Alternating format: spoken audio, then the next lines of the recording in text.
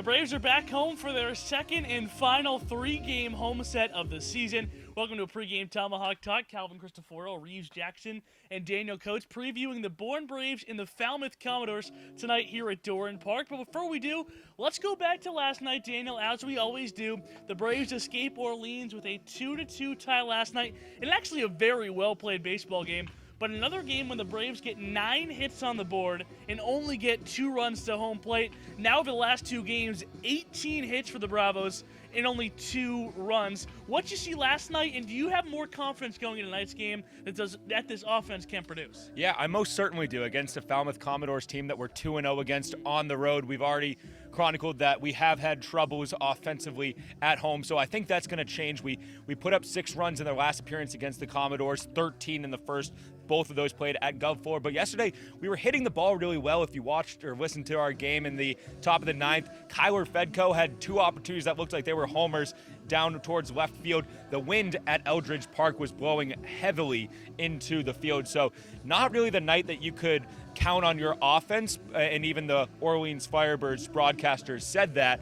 But I expect today, with the wind blowing out, a heavy offensive performance for a team that, you know, was hitting the ball really well, but still left men on base, so I'm expecting a big offensive performance tonight. And you referenced the 2 prior matchups with the Commodores. That was a 19 run on 28 hits if you put those 2 games together. So they've definitely had success against Falmouth. Let's go to the other side now, Reeves, as we usually do. Jordan Patty getting the ball tonight, the Central Michigan product. A great first outing against Chatham. How did you replicate that today? I think he just did the same thing that made him successful against Chatham. He was throwing first pitch strikes. He threw a first pitch strike to almost every single hitter that he faced in those 4 innings. I think it was just 3 guys that he didn't throw a first pitch strike to when I looked back at the scorebook. But 4 innings, 4 hits, 1 run, 6 strikeouts. That's what you do when you establish first pitch strikes. You get a lot of strikeouts because you're ahead in the count and you're always working with a count in your favor. So I think the same thing for Patty tonight. Obviously, he pitched in that abbreviated game against Katuitt, but so did Peter Van Loon. Obviously, they both got hit up a little bit, but Katuitt's bats were hot that game. So we forget about that game and we focus on what he did against Chatham, and he was great. So I think more of the same from him, and that outing was at home here at Doran Park. So I think if he just does the same thing, he'll have another successful night. Jordan Patty, one of 2 Central Michigan Chippewas on this team, along with Andrew Taylor, who have been great on the mound so far this season. But Daniel, let's play our daily Mad Lib for the Braves to win. They have to. I think the top of the lineup has to come through a bit more. Joe Lampe and Christian Knapczyk have been off the last 3 games offensively, so we haven't been producing at the top of the lineup as much. Actually, my gripe with this team was production in the middle, and we've seen that a lot.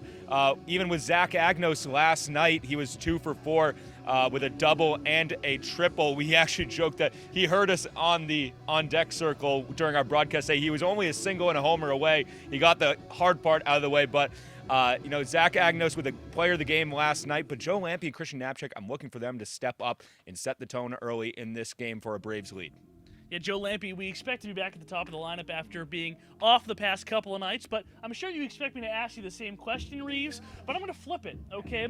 For the Braves to prevent a loss, if the Braves were to lose tonight, they would do what? So if there's a path for the Braves to lose, what do they have to fail doing? What is the thing that can't go wrong in this game tonight for the Braves? The way they've been hitting at home, quite frankly, because I mentioned this last night on the postgame show.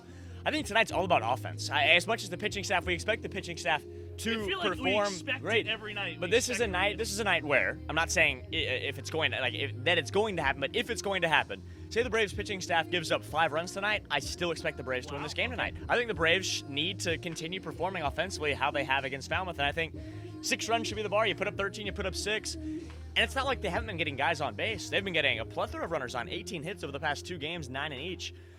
So get those guys in. Let's get them in tonight. Let's start hitting with runners in scoring position. The wind is blowing out, as Daniel mentioned. Not as much as it usually does at Doran, as what we've seen early on here since we've been to the park. But let's get the ball in the air. Let's let that ball travel. Let's hit gap to gap, and let's get runs on the board. And let's keep having Falmouth's number.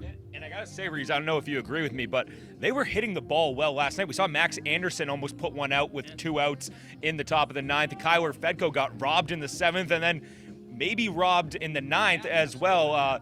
But I think they were putting the barrel of the bat on the ball. So I hopefully at home against a Falmouth Commodores team who are coming in 2-0 with confidence and good posture, we feel good against this team in our Western Division. Maybe we can go up there with extra confidence and take away this game. Reeves, I just want to follow up real quick before we break here. Do you think it's a matchup thing against Falmouth, or it was just by coincidence that the Braves have been putting up those numbers against them? I think it's, I wouldn't say by coincidence, because you look at Falmouth's pitching staff, and statistically not one of the best pitching staff so far. So I think, obviously, the offense is one of their strong suits. Save Michael Curielli, who's been one of the league's best hitters as far as run production. But you look at their pitching staff, it's honestly been a little mediocre throughout the season. So I think, and just in general, the Braves hitters like hitting against their pitching staff. And I think tonight, look, the way the Braves have been pitching, it's unsustainable. We talked about this last night. I talked about it with Nick. Look, we'd love if they went out and gave up 1 or 2 runs every night. Sooner rather than later, they're going to give up maybe 4 or 5. It's going to happen. It's part of the game. So the onus needs to rely on the Braves' offense to finally start getting those runners home. We'll see what goes down tonight in round 3 of the season between the Bravos and the Commodores. First pitch tonight at Doran Park is set for 6, but as always, you can join Nick and I for the Bravos, our Braves pregame show, which gets you started at 5:40. But until then, as always, go Braves.